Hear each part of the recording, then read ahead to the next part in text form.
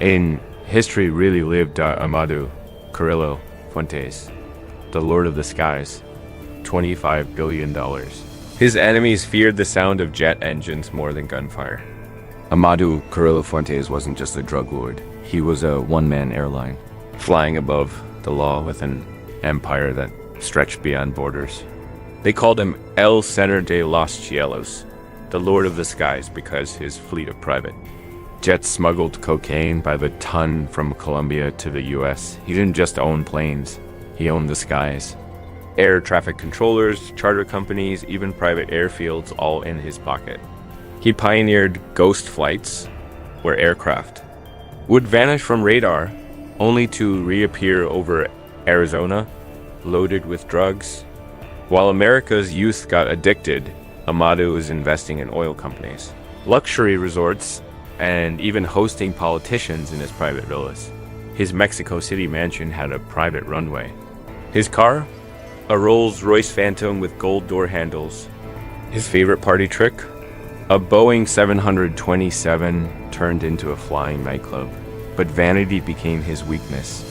In 1997, while undergoing plastic surgery to change his face, he died on the operating table. His funeral was a spectacle. A white leather coffin, a gold-plated cross, and a 40-piece orchestra. The Lord of the Skies vanished like one of his planes without a trace, but never forgotten. Pablo Escobar, the king of cocaine, $30 billion. Before he became the world's most infamous drug baron, Pablo Escobar was just a petty car thief in Medellin. But power had bigger plans. By the 1980s, he controlled 80% of the global cocaine trade. Every gram snorted in Miami or New York had his fingerprints on it. He made so much money. Rats ate $2 million worth of it a year. His accountants spent $2,500 monthly on rubber bands alone. But Escobar wasn't just a dealer. He was a legend in the making. He built hospitals, schools, and soccer fields. Poor kids called him Uncle Pablo. The poor saw him as a saint.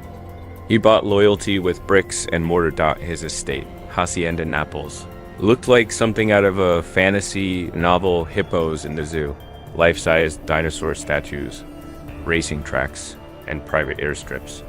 His parties were the stuff of legends, champagne fountains, limos arriving full, and sometimes leaving full of bodies, but power has a price. In 1993, cornered on a Medellin rooftop, he was gunned down naked, riddled with bullets. The king had fallen, but his myth never did. Dawood Ibrahim, the ghost of Mumbai, $6 billion. You can run from the law. But Dawood Ibrahim made it vanish. Wanted by the FBI, CIA, Interpol, and MI6, he's been invisible for decades. Yet his empire spans continents, drugs, arms, human trafficking, gambling, extortion, and terrorism. He's even been linked to the 1993 Bombay bombings, where over 250 people died. He doesn't hide in basements. He lives like royalty. A 5-story mansion in Karachi, a private aquarium wall, 20 meters long, radar deflecting roofing, and guards who used to serve in elite forces. He eats off gold-plated plates, travels in an armored Maybach, owns real estate in London, and whispers of his influence even stretch into Pakistan's parliament. He bankrolls Bollywood, runs private casinos in Macau, and yet no one can lay a hand on him. He's the modern ghost, untouchable, unknowable, and powerful beyond belief. Kenichi Shinoda, the Yakuza emperor, $10 billion. In Japan, crime doesn't wear a hoodie, it wears a tailored suit. Kenichi Shinoda, head of the Yamaguchi-gumi, the largest Yakuza syndicate in the world, ran his criminal empire like a corporate dynasty. At his peak, he controlled 85,000 men. His operations were neatly tucked into construction companies, media conglomerates, and even healthcare systems. Crime, legalized on paper, he lived modestly by Mafia standards. But his Kobe residence was a fortress. AI-powered face recognition, ex-military guards, and electronic shields kept enemies out. He collected antique samurai swords, commissioned bronze Buddha statue with a secret safe inside. And when he held meetings, government officials bowed in respect. But in 2011, a single handgun ended his reign. Arrested and imprisoned, even behind bars, Shinoda remained the shadow emperor. Visitors still brought him Armani suits. Semyon Mogilevich, the Russian brain. $10 billion. If you're expecting a mafia boss to scream orders or carry gold AKs, you haven't met Semyon Mogilevich. Educated, soft-spoken, fluent in English, German, and Ukrainian, this man is the embodiment of silent power. Dubbed the most dangerous man not in prison, Mogilevich created financial mazes that stumped the smartest bankers, fake oil companies, bogus investment funds, arms deals across continents. He influenced politics not just in Russia, but across Europe. And his meetings didn't happen in dark alleys. They happened at polished tables next to real politicians.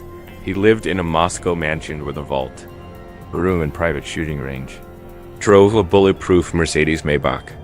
His bodyguards were ex-Alpha Group operatives. And his lawyers graduated from Harvard. You won't find many headlines about him. Why? Because he controlled the presses printing them. A true phantom of finance. Rocco Morabito, Europe's invisible kingpin, $35 billion. Italy's classic mafia image, the one with cigars and hitmen, is outdated. Enter Rocco Morabito, the 21st century mob boss of the Calabrian Ndrangheta. He doesn't need violence. He uses balance sheets. Morabito's empire is rooted in Europe's cocaine trade. But his fingerprints are all over real estate, cryptocurrencies, even EU bonds. His face never appears in the press, but his billions move silently through Swiss vaults and Luxembourg banks. He wears designer suits, rents $50,000 a night villas in Dubai, and drives an electric car to green. But beneath the eco smile is a mastermind controlling waste exports to Africa, extortion networks, and billion-dollar drug corridors. He's not just in the shadows. He is the shadow. Moses Kem, the Narcoon of West Africa. Unknown billions. You've probably never heard his name, but ask anyone in West Africa's underworld, and Moses Kem is more feared than the CIA, operating from Ghana. He built a drug empire routing cocaine from Colombia to Europe, using football clubs, mining companies, and corrupt officials as pawns. He invested in everything from logistics to politics. His palace in Abuja, 40 rooms, gold bathtubs, glass elevators, and platinum pillars. His suits are handmade by Niger's top artisans. He drives a Bentley that flies the Ghanaian flag, but his style hides something darker, pure fear. When Interpol tried to track him, 5 agents vanished. No one sees him twice. He's the phantom of the Sahara richer than we'll ever know. UTRO hook. See, these men didn't just break laws, they rewrote them. They didn't just build empires, they buried governments. Beneath them, from Caribbean airstrips to Tokyo boardrooms, Moscow mansions to desert palaces, these crime lords lived in a reality most of us can't even imagine. They weren't just criminals. They were systems. So next time you hear about billionaires, remember? Not all fortunes are made in daylight. Call to action. If stories like these made your jaw drop, don't just keep scrolling. Hit that subscribe button, turn on the notifications, and join us as we dig deeper into the world behind the curtains. The stories they don't want you to hear. Because truth, when told right, is stranger than fiction.